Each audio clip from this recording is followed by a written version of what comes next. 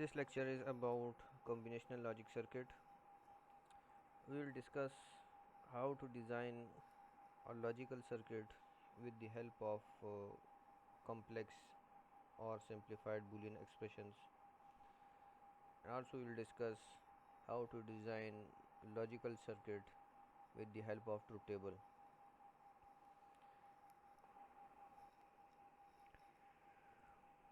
So the very first logic is AND OR logic.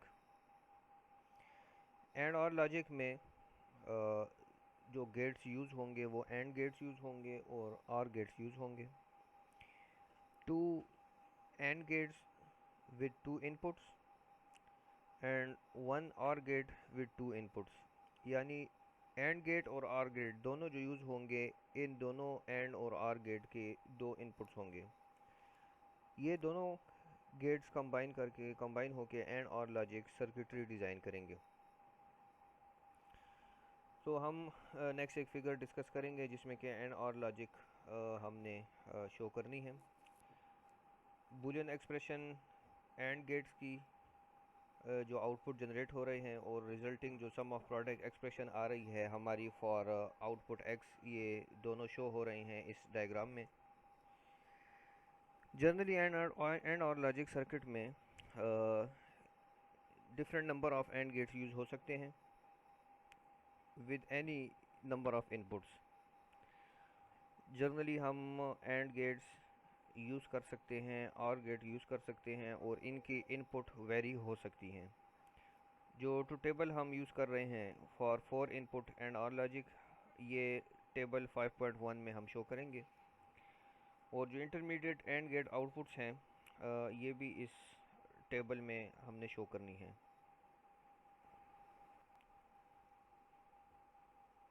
तो हमें left hand side पे figure show होती हुई नज़र आ रही है.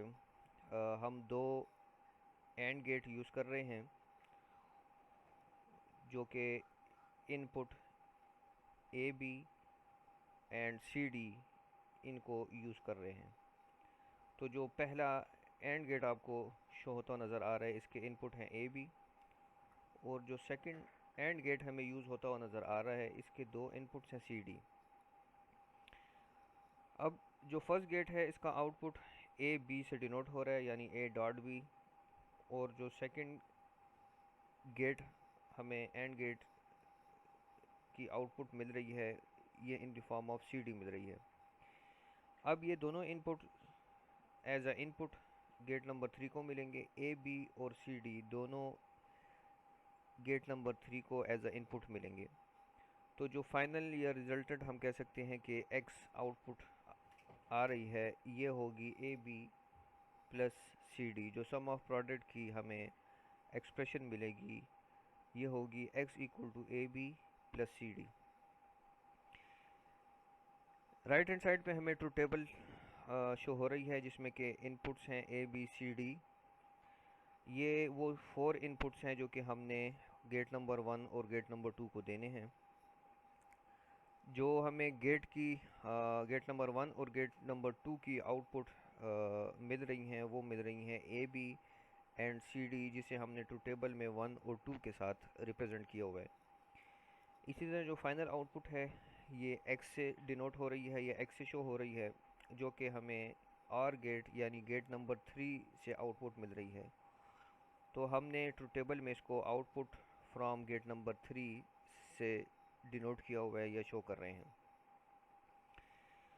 अब आउटपुट x1 कब होगा? आउटपुट x1 तब होगा जब गेट नंबर 1 के दोनों इनपुट 1 हो या गेट नंबर 2 के दोनों इनपुट 1 हो या गेट नंबर 1 और गेट नंबर 2 इनके दोनों के इनपुट्स 1 1 हो, तो तब हमें आउटपुट x जो है वो 1 मिलेगा. तो हम ट्रू टेबल में देख सकते हैं कि जो हमें एंट्रीज मिल रही हैं इनपुट से हमने एरो से शो की हुई हैं कि सबसे पहले जब C और D दोनों 1 1 हुए तो जो X आउटपुट है वो 1 हुआ. इसी तरह नेक्स्ट एंट्री हमने दोबारा से देखी कि C और D जब 1 1 हुए तब जो X यानी आउटपुट है वो 1 हुआ. और इसी तरह सी डी ने 1 1 होना है, तब भी आउटपुट 1 होगा। और for the rest of the inputs अगर हम डाउनवर्ड अपनी टेबल में देखते जाएं तो जब ए और बी दोनों 1 1 होंगे तब भी जो आउटपुट एक्स है उसने 1 होना है। तो इसमें लॉजिक क्या है कि एंड गेट 1 उस वक्त जनरेट करता है जब इसके दोनों इनपुट 1 हो। तो ए और बी जब दोनों 1 1 होंगे तो इसने आगे और गेट को एज अ इनपुट अपना आउटपुट जो है वो कनेक्ट उसने किया हुआ है। तो यही 1 जब आर गेट को मिलेगा तो आर गेट की प्रॉपर्टी है कि जब भी इसका एक भी इनपुट 1 होगा तो आउटपुट पे इसने 1 जनरेट करना है।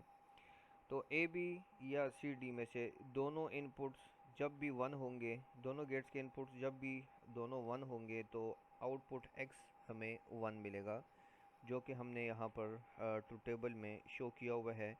और जो टिक हमें शो होता हुआ नज़र आ रहा है ये शो कर रहा है कि आउटपुट हमें है वो 1 मिल रहा है। नेक्स्ट हमने डिस्कस करना है कि एंड और इन्वर्ट लॉजिक कैसे हमने फॉर्म करनी है। हमने इससे पहले ये देखा कि एंड और लॉजिक जो क्रिएट हो रही है या एंड और लॉजिक जो हम सर्किट डिज़ाइन कर रहे हैं ये हम विद द हेल्प ऑफ 2 और मोर देन 2 एंड गेट्स और 1 और गेट को कंबाइन करके एंड और लॉजिक रिप्रेजेंट कर सकते हैं। अगर और गेट से नेक्स्ट हम एक इन्वर्टर इंसर्ट कर लें या इन्वर्टर हम इंट्रोड्यूस करवा दें या जो आर गेट का आउटपुट आ रहा है इसी को हम इन्वर्टर से पास करें तो जो भी आउटपुट आएगा वो इन्वर्टेड होगा या कॉम्प्लीमेंट की फॉर्म में होगा। तो इसी तरह हम जो भी आउटपुट आ रहा होगा जिसे हमने x कहा था प्रीवियस स्लाइड में या प्रीवियस स्लाइड में जो एक्सप्रेशन आ रही थी x equal to A B plus C D आ रही थी, इसी A B plus C D को हमने इन्वर्टर से पास किया तो A B plus C D complement हमने ये देखा कि इससे ये एक्सप्रेशन आई। अब अगर इस A B plus C D whole complement की जो एक्सप्रेशन हमें शो होती नज़र आ रही है इस पर अगर हम डिमॉर्गन्स अप्लाई करें तो डिमॉर्गन्स में हमने देखा था कि A plus B whole complement ये इक्वल टू आ रहा था A complement multiply by B complement के। यानी अगर दो इनपुट्स ऐड हो रहे हों यानी ए और बी दोनों ऐड हो रहे हैं और इनका कॉम्प्लीमेंट अगर लिया जा रहा है तो ये इक्वल होने चाहिए इंडिविजुअल जो भी वेरिएबल्स हैं उनके कॉम्प्लीमेंट के, और ये दोनों में जो सम आ रहा था ये चेंज हो जाएगा मल्टीप्लिकेशन में। तो इसी तरह जो एक्सप्रेशन लिखी हुई नज़र आ रही है हमें ये हम देख रहे हैं कि A B plus C D whole complement है। इस पे अगर हम डिमॉर्गन्स अप्लाई करेंगे तो ये हो जाएगा A complement plus B complement multiply by C complement plus D complement की फॉर्म में। तो ये जो एक्सप्रेशन हमें शो होती नज़र आ रही है इसको हमने मज़ीद सिंप्लीफाइड फॉर्म में लिखा हुआ है। सबसे पहले ए बी के ऊपर डिमॉर्गन्स अप्लाई होगा तो ये ए बी होल कॉम्प्लीमेंट बन जाएगा, ये होगा फिर multiply by C D whole complement. तो ए बी होल कॉम्प्लीमेंट पे जब दोबारा से हमने डिमॉर्गन्स अप्लाई करनी होगी तो ये A complement plus B complement की फॉर्म में हमें लिखा हुआ नज़र आएगा। तो हमने जो फाइनल एक्सप्रेशन लिखी हुई है यहाँ पर ये लिखी हुई है in the form of A complement plus B complement multiply by C complement plus D complement. तो जो हमें एक्सप्रेशन शो होती नज़र आ रही है इसको हम दोबारा से किस तरह अपनी जो मेन एक्सप्रेशन है उसमें लिख सकते हैं। यानी अगर हम ये कहें कि x equal to A complement plus B complement multiply by C complement plus D complement, तो हम ये चाहते हैं कि इसको दोबारा से हम A B plus C D whole complement की फॉर्म में लिख लें। तो इसके लिए हमने दोबारा से इस पर डिमॉर्गन्स थ्योरम को अप्लाई करते हुए और ये हमने देखना होगा। तो A complement plus B complement multiply by C complement plus D complement को हम लिख सकते हैं in the form of A B whole complement multiply by C D whole complement. यानी ये हम रिवर्स प्रोसेस में जा रहे हैं। जो एक्सप्रेशन में आपको एरो शो होता हुआ नज़र आ रहा है हम x इक्वल टू जो भी हमें वैल्यू शो होती हुई नज़र आ रही है उससे हम रिवर्स जा रहे हैं। तो हमने यहाँ पर लिखा A B complement multiply by C D complement. इसको हम लिख सकते हैं A B complement into C D complement, और इसका हमने 2 दफ़ा कॉम्प्लीमेंट लिखा है। तो हमें पता है कि जिस भी वेरिएबल या इनपुट का 2 दफ़ा कॉम्प्लीमेंट लें तो वो दोबारा से वही वेरिएबल या वही इनपुट हमें मिलता है। तो अगर हम 2 दफ़ा कॉम्प्लीमेंट लिखें तो इसका मतलब ये होगा कि हम उसी टर्म को एक्सप्रेस कर रहे हैं। अब इस जो फर्स्ट कॉम्प्लीमेंट है होल कॉम्प्लीमेंट, इसको हमने छोड़ दिया, और जो सेकंड कॉम्प्लीमेंट है इसको हमने एज अ डिमोर्गन्स अप्लाई किया। तो A B complement into C D complement whole complement, इससे हम लिख लेंगे A B complement A B double complement plus C D double complement. अब अगर इस डबल कॉम्प्लीमेंट को हम दोबारा से देखें तो ये वही इसमें जो रूल है वो अप्लाई हो रहा है कि A double complement is equal to A. तो इस तरह हम अपनी फाइनल एक्सप्रेशन लिख सकते हैं A B plus C D whole complement. तो इस तरह हम रिवर्स में अगर इसको चेक भी करना चाहें कि जो हमने एक्सप्रेशन को इन्वर्टर या नॉट गेट से पास किया और उससे जो एक्सप्रेशन फाइनल एक्सप्रेशन लिखी हुई हमें मिल रही है, क्या ये एक्सप्रेशन अगर इसको हम दोबारा से अपनी ओरिजिनल एक्सप्रेशन में लाना चाहें तो लिख सकते हैं या नहीं। तो ये एक तरह का चेक है जिसको हम अप्लाई कर सकते हैं अपनी एंड और इन्वर्ट लॉजिक में।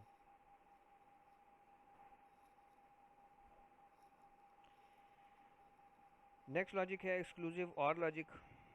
Exclusive OR logic is a combination of exclusive OR gate in which there are 2 AND gates and 1 OR gate.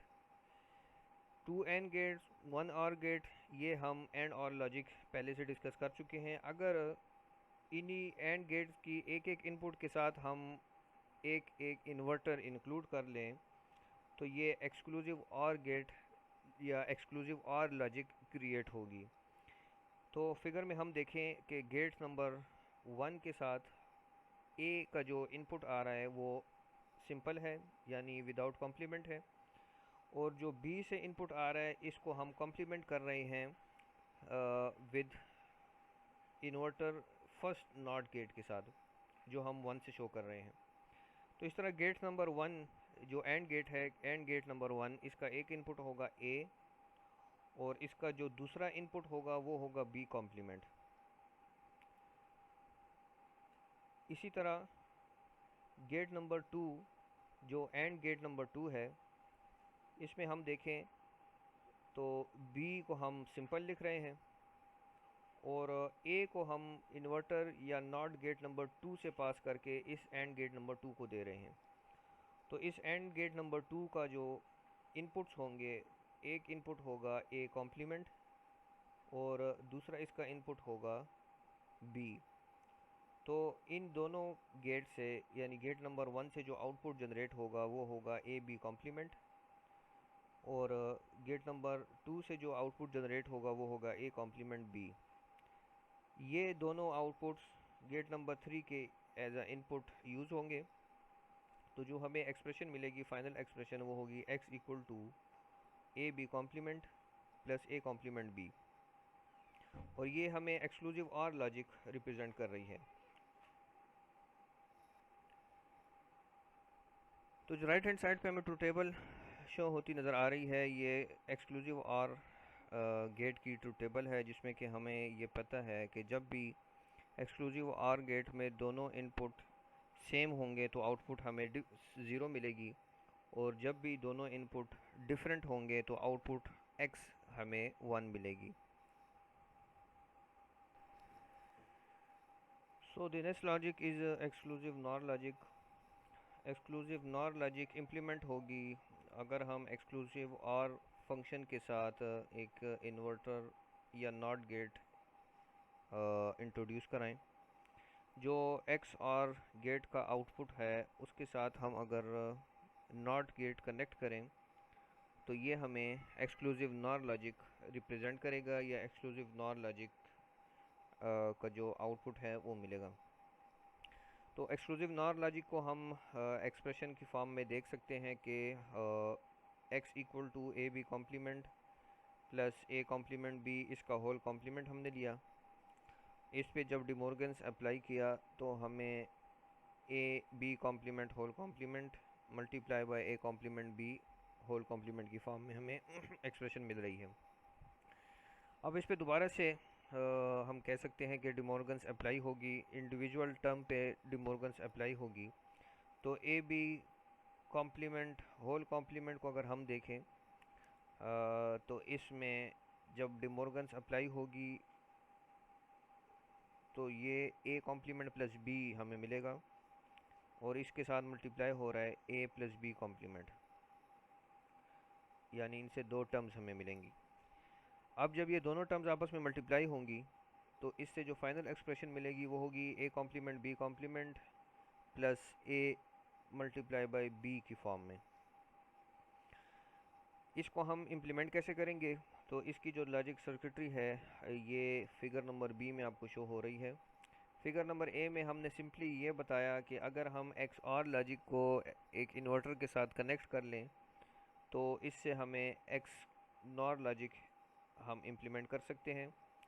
इसी के इक्वल जो सर्किट है ये हमें एक्सप्रेशन से मिला कि जब एक्सप्रेशन पर हम डिमॉर्गन्स थ्योरम अप्लाई करेंगे तो इससे जो हम एक्सप्रेशन हमें फाइनल मिलेगी वो A complement B complement plus A B की फॉर्म में मिलेगी और इससे जो सर्किट डिज़ाइन होगा वो होगा सर्किट नंबर बी, यानी फिगर बी जो हम देख रहे हैं।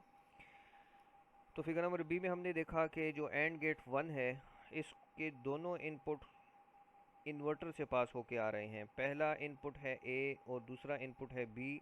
ए बी कॉम्प्लीमेंट की फॉर्म में आ रहा है और बी बी कॉम्प्लीमेंट की फॉर्म में आ रहा है फॉर गेट नंबर 1। तो गेट नंबर 1 के जो दोनों इनपुट्स होंगे वो दोनों कॉम्प्लीमेंट होंगे, ए कॉम्प्लीमेंट और बी कॉम्प्लीमेंट की फॉर्म में लिखा जाएगा। इसी तरह गेट नंबर 2 का जो इनपुट होंगे ये होंगे ए और बी की फॉर्म में। इन दोनों गेट से जो भी आउटपुट जनरेट होगा वो होगा x और इसकी जो एक्सप्रेशन हम लिखेंगे वो होगी A complement B complement plus A B. तो इस तरह हम एक्सक्लूसिव नॉर लॉजिक को रिप्रेजेंट कर सकते हैं with the help of our simplified expression, या हम एक्सक्लूसिव आर के साथ अगर नॉट गेट कनेक्ट करें तब भी हम एक्सक्लूसिव आर लॉजिक इम्प्लीमेंट कर सकते हैं, एक्सक्लूसिव नॉर लॉजिक इम्प्लीमेंट कर सकते हैं। Now we will discuss how to implement the combinational logic. हम किसी भी कॉम्बिनेशनल लॉजिक एक्सप्रेशन को इम्प्लीमेंट कैसे कर सकते हैं? सिंपली हमें एक्सप्रेशन गिवन होगी और उस एक्सप्रेशन से हमने सर्किट डिज़ाइन करना है। तो लेट्स सपोज हमें एक एक्सप्रेशन गिवन है x equal to A B plus C D E और हम ये देखना चाहते हैं कि x equal to A B plus C D E को हम in the form of logic circuit कैसे रिप्रेजेंट करेंगे। तो इस एक्सप्रेशन में हमने ये देखना होगा कि how many gates are involved. तो a मल्टीप्लाई बाई b इसका मतलब है कि one AND gate for A B, C D E one AND gate for C D and E inputs, और इन दोनों एंड गेट को हम सम कर रहे हैं तो एक और गेट यूज़ होगा for summing both the A B and C D E outputs. तो इस फिगर में आपको शो हो रहा है कि गेट नंबर 1 का जो इनपुट है, गेट नंबर 1 के जो इनपुट हैं वो ए बी हैं और इसे आउटपुट ए बी मिल रहा है। गेट नंबर 2 के जो इनपुट्स हैं वो सी डी एंड ई हैं तो इनके जो आउटपुट हैं सी डी ई मिल रहे हैं। ये तीनों ये दोनों गेट नंबर 1 और गेट नंबर 2 के जो आउटपुट्स हैं वो गेट नंबर 3 के इनपुट के साथ कनेक्टेड हैं। तो हमें गेट नंबर 3 की जो एक्सप्रेशन फाइनल एक्सप्रेशन मिल रही है वो मिल रही है A B plus C D E. तो जो मेन एक्सप्रेशन थी हमने in the form of logic circuitry represent किया, या हम कह सकते हैं कि हम डिज़ाइन कर रहे हैं इसी एक्सप्रेशन के लिए लॉजिक सर्किट।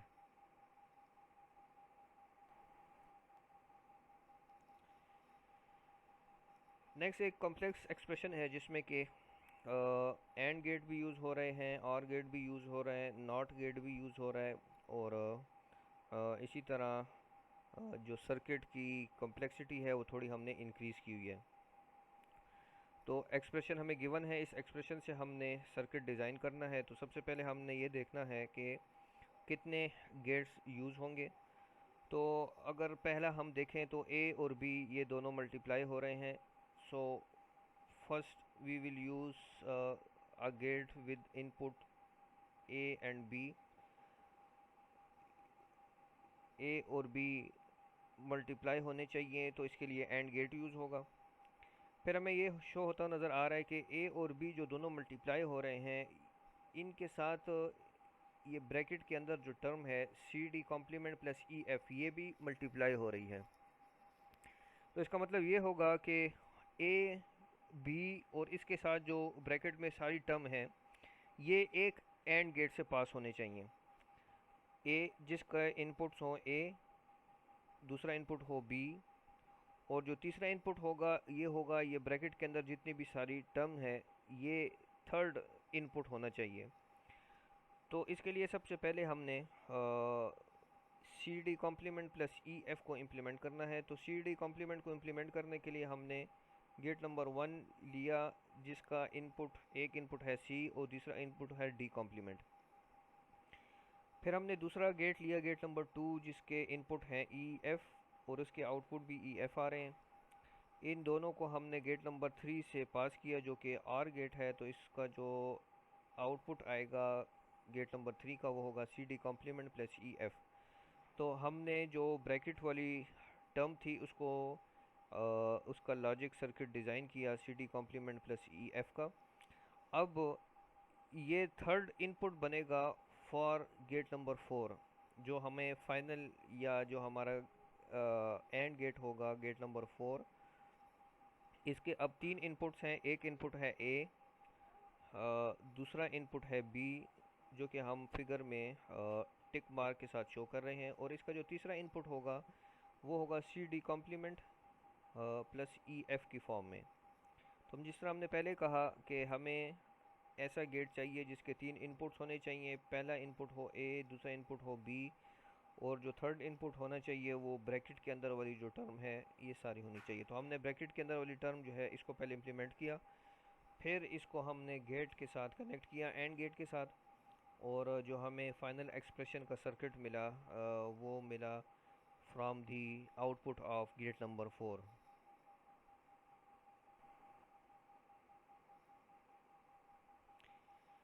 नेक्स्ट हमने डिस्कस करना है कि how we can create or how we can form a logic circuit with the help of a truth table। तो इस फिगर में हमें एक ट्रूथ टेबल शो हो रही है जिसके 3 इनपुट्स हैं A B and C, and it has a 1 output x। अब output x for 2 combination of inputs ये 1 हो रही है। इनपुट की 2 डिफरेंट कॉम्बिनेशंस के लिए आउटपुट 1 हो रहा है जिसको हमने एरो से डिनोट किया हुआ है। तो लेट्स सपोज हम सम ऑफ प्रोडक्ट को इम्प्लीमेंट करना चाहते हैं अपनी ट्रूथ टेबल से। तो सम ऑफ प्रोडक्ट के लिए हमें ये पहले से हमने डिस्कस किया हुआ है कि जो 0 होगा वो कॉम्प्लीमेंट से रिप्रेजेंट होगा और 1 जो है वो सिंपली रिप्रेजेंटेशन होगी। तो जब भी आउटपुट x 1 है तो इसका मतलब ये होगा कि आउटपुट x के लिए हमने इनपुट्स को देखना है। इनपुट के लिए a 0 है तो इसके लिए a कॉम्प्लीमेंट लिखा, b 1 है तो इसके लिए हमने b लिखा, और c भी 1 है तो इसके लिए हमने c लिखा हुआ है। तो जो प्रोडक्ट टर्म हमें मिलेगी वो a कॉम्प्लीमेंट b c की फॉर्म में मिलेगी। जो दूसरा आउटपुट x 1 हो रहा है वो हो रहा है a b कॉम्प्लीमेंट और c कॉम्प्लीमेंट के लिए, तो इसके लिए हमने ये दोनों टर्म्स लिखी। अब हमने सम ऑफ प्रोडक्ट को इम्प्लीमेंट करना है तो इन दोनों प्रोडक्ट टर्म को हमने सम करना है। तो सबसे पहले हमने पहली जो प्रोडक्ट टर्म है इसका सर्किट डिज़ाइन करना है। तो हमें एक ऐसा गेट चाहिए जिसके इनपुट्स होने चाहिए ए कॉम्प्लीमेंट बी सी। तो हमने गेट नंबर 1 लिया और इसके इनपुट रखे हमने ए कॉम्प्लीमेंट बी और सी। इसी तरह हमने दूसरा गेट लिया एंड गेट जिसके 3 इनपुट हमने रखे A B complement C complement. इन दोनों गेट नंबर 1 और 2 से जो आउटपुट आ रहे हैं इनको हमने कनेक्ट कर दिया गेट नंबर 3 के साथ, और गेट नंबर 3 की जो फाइनल एक्सप्रेशन हमने लिखी वो लिखी x equal to a complement B C plus A B complement C complement. तो इस तरह कोई भी ट्रूथ टेबल हो, इस ट्रूथ टेबल में हमने ये देखना है कि how many output x are equal to 1, for how many terms the output x is equal to 1। तो जितनी नंबर ऑफ टर्म्स के लिए आउटपुट x या जो भी आउटपुट होगी 1 होगी, उन्हीं टर्म्स को हमने ले लेना है और उनको प्रोडक्ट टर्म बनाकर सर्किट में हमने इम्प्लीमेंट कर देना है।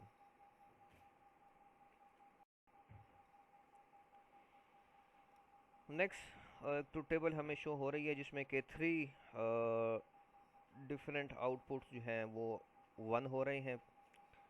इनके लिए जो प्रोडक्ट टर्म लिखी हुई हैं वो a complement B C, A B complement C and A B C complement हमने शो कर रहे हैं। अब 3 प्रोडक्ट टर्म्स हैं तो इसका मतलब है कि we will use 3 AND gates. So gate number 1, gate number 2 and gate number 3, इन तीनों को हम यूज़ कर रहे हैं फॉर दीज 3 प्रोडक्ट टर्म्स, और इन तीनों को फिर हमने सम किया विद द हेल्प ऑफ और गेट, और ये गेट नंबर 4 के साथ फिर हमने इसको रिप्रेजेंट किया हुआ है। तो जो हमारी एक्सप्रेशन आएगी गेट नंबर 4 से x इक्वल टू ये जितने भी प्रोडक्ट टर्म्स हैं इनकी हमने सम कर देनी है। तो हम सम ऑफ प्रोडक्ट की जो इम्प्लीमेंटेशन है वो with the help of truth table logic circuitry की फॉर्म में हम शो कर रहे हैं।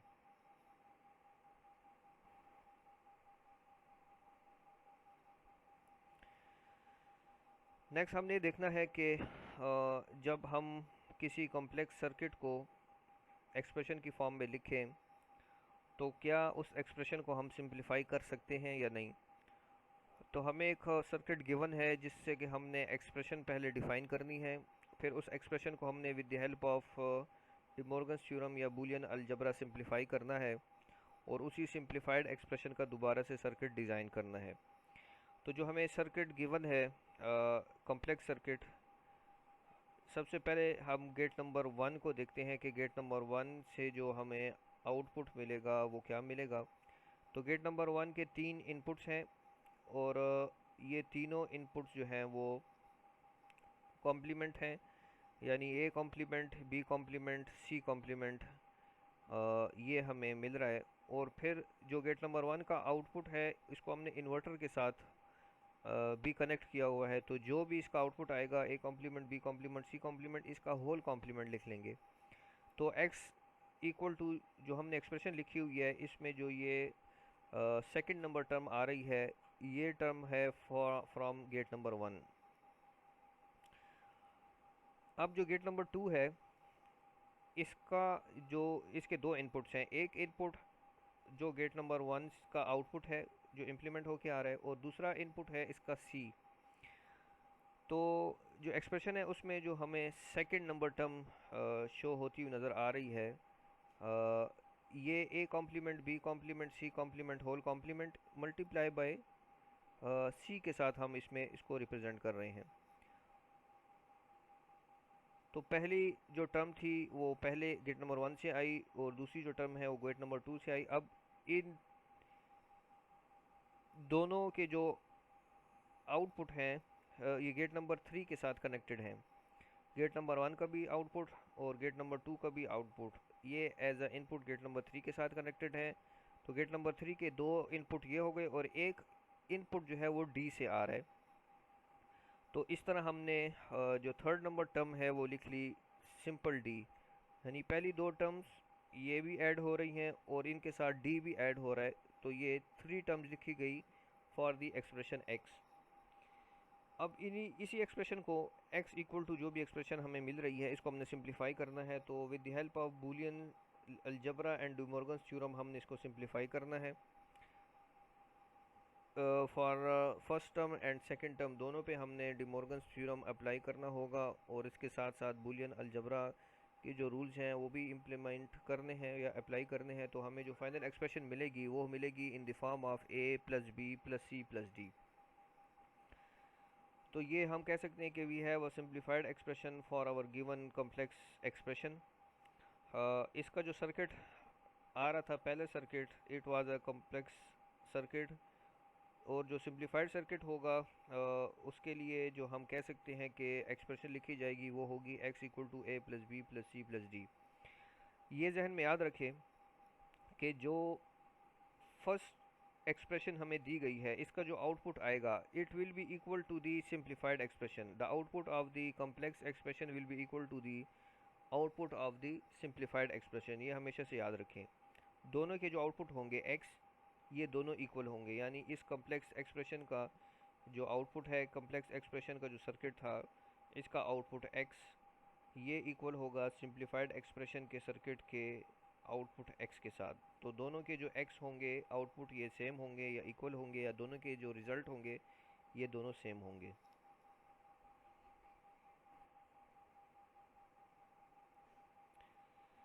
तो पहला जो हम कह सकते हैं कि मेथड था, it was with the help of De Morgan's theorem and Boolean algebra we were simplifying the complex expression. The second method is the Karnaugh map. We can simplify our combinational logic circuit with the help of Karnaugh map. तो जो भी circuit given है उसके लिए हमने expression लिखनी होगी, उस एक्सप्रेशन को हमने फिर स्टैंडर्ड सॉप या पास की फॉर्म में हमने स्टैंडर्ड फॉर्म में लिखना होगा, उसी को कार्नोफ मैप पे हमने इम्प्लीमेंट करके सिंप्लीफाई करना होगा। तो हमें एक्सप्रेशन जो मिल रही है इट हैज़ 4 टर्म्स, और 4 टर्म्स में वेरिएबल्स हैं, 4 वेरिएबल्स की एक्सप्रेशन है, लेकिन जो फर्स्ट टर्म है इसमें एक वेरिएबल कम है, डी कम है, तो हमने इसको स्टैंडर्ड फॉर्म में लिखना है। और स्टैंडर्ड फॉर्म में लिखने के लिए हमने डी और डी कॉम्प्लीमेंट को ऐड करके इसके साथ मल्टीप्लाई कर देना है।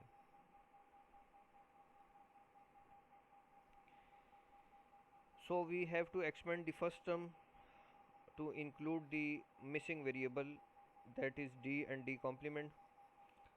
प्रीवियस लेक्चर्स को सामने रखते हुए हमने इस नॉन स्टैंडर्ड फॉर्म को स्टैंडर्ड सम ऑफ प्रोडक्ट की फॉर्म में हमने लिखा, फिर इसी को हमने कार्नोफ मैप पे इम्प्लीमेंट किया, और मैपिंग के बाद जो हमें एक्सप्रेशन मिली वो होगी बी कॉम्प्लीमेंट सी कॉम्प्लीमेंट, और इसके साथ ए सी कॉम्प्लीमेंट और डी, ये दो एक्सप्रेशन हमें मिलेंगी, दो टर्म्स मिलेंगी हमें अपनी एक्सप्रेशन में, और इन्हीं दो टर्म्स को फिर हमने गेट नंबर 1 और गेट नंबर 2 के ज़रिए अपने सर्किट में इम्प्लीमेंट करना है।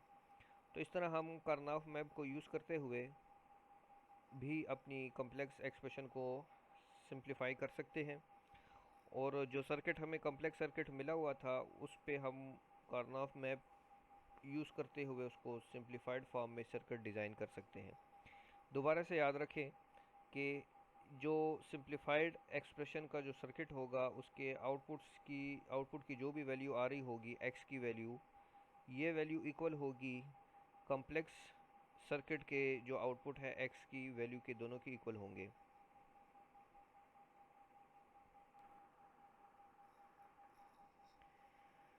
सो नेक्स्ट हमने नैंड गेट की यूनिवर्सल प्रॉपर्टी को डिस्कस करना है कि how NAND gate can be use as a universal logic element. So we all know that a NAND gate has 2 or more than 2 inputs and a single output.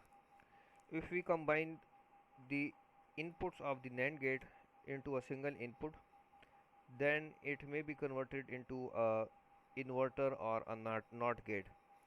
NAND gate के दोनों inputs को हम combine कर लें, single input इससे ले लें, तो ये इन्वर्टर या नॉट गेट की प्रॉपर्टी शो करेगा या एक्ट करेगा एज अ नॉट गेट या इन्वर्टर गेट।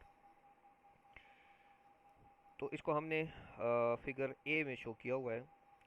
अब फिगर बी में 2 NAND गेट्स यूज़ हो रहे हैं, और जो हम NAND गेट को यूज़ कर रहे हैं in the form of AND gate. पहला NAND गेट जिसके दो इनपुट्स हैं ए और बी, इसका जो आउटपुट आ रहा है A complement A B whole complement की फॉर्म में। अब इसको हमने नॉट गेट से पास करना है, और नॉट गेट बी जो हमने NAND गेट को यूज़ करते हुए देखा, तो इसका जो आउटपुट आएगा A B complement whole complement की फॉर्म में आएगा, और इसको हमने लिख लिया इक्वल टू ए बी। तो NAND gate can also be use as AND gate.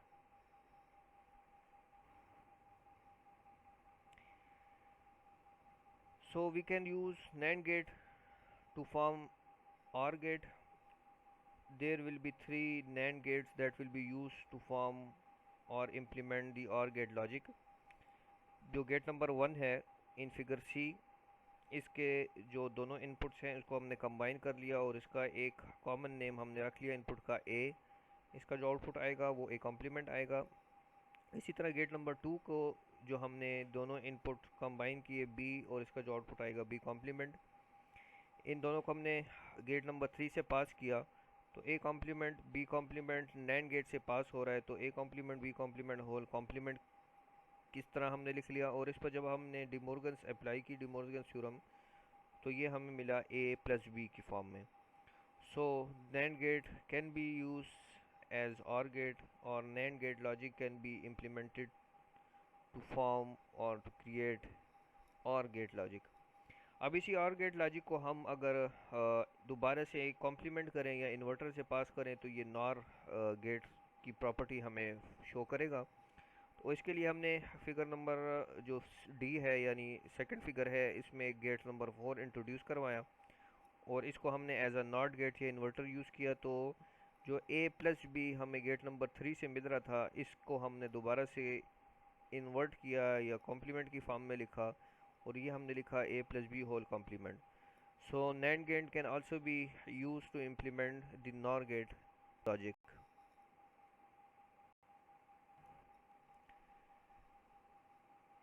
Similarly, NOR gate can also be used as a universal logic element. We can use NOR gate as an inverter, or we can use two NOR gate to implement OR logic. Similarly, three NOR gates can be used to implement AND logic, and four NOR gates can be used to implement NAND gate logic or NAND logic. तो इस तरह हम NAND gate या NOR gate दोनों को use करते हुए इनकी यूनिवर्सल प्रॉपर्टी को यूटिलाइज करते हुए डिफरेंट गेट्स की लॉजिक इम्प्लीमेंट कर सकते हैं।